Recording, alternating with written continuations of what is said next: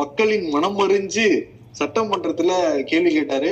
இந்த கிளாம்பாக்கம் நீங்க ஆரம்பிச்சிருக்கீங்க, மக்களுக்கு எவ்வளவு கஷ்டம் தெரியுமா? நிறைய மக்கள் தென் மாவட்டங்கள்ல இருந்து படிக்கிறவங்க வராங்க. கேளம்பாக்கத்துல வேணாங்க அப்படிங்கிற மாதிரி கேளம்பாக்கம். அதுக்கு பிறகு சிவசங்கர் எழுந்திருச்சு, அண்ணே அது கேளம்பாக்கம் கிளாம்பாக்கம் அப்படின்னாரு. அதே நீங்க திருத்திக்கணும்னு சொல்லி உங்களுக்கே தெரியலையேன்னு அப்படின்னாரு. என்னன்னா சிவசங்கர் என்ன சொல்றாருன்னா, மக்கள் யாரும் இது வந்து சிரமமாவே நினைக்கலையா, சந்தோஷமா தான் நினைக்கிறாங்க. அப்ப நினைக்கிறவங்க எல்லாம் யாரு? அவங்க மக்களே இல்லைன்றாங்களா? இது சிவசங்கர் என்ன சொல்றாருன்னா, செல்வராஜாவை பார்த்து, நீங்க எல்லாம் வந்து பஸ்ல வரவரா, நீங்க எல்லாம் கார்ல வரவங்கதான், இது நீங்க தான் சட்டத்தையே கொண்டு வந்திருந்தீங்க, கிளாம்பாக்கம் அதை தேர்ந்தெடுத்தது நீங்க, எல்லாம் பண்ணது நீங்க தான், பட் அதெல்லாம் செயல்படுத்தினது நாங்கிற ஏத்துக்கிறாரு சிவசங்கர். ஆனா மக்களுக்கு எந்த பாதிப்பு இல்லை, எல்லா மக்களுக்கும் பிடிச்சிருக்குங்கிறாரு.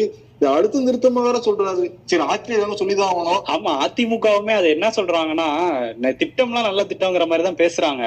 என்ன மேட்டர்னா, நீங்க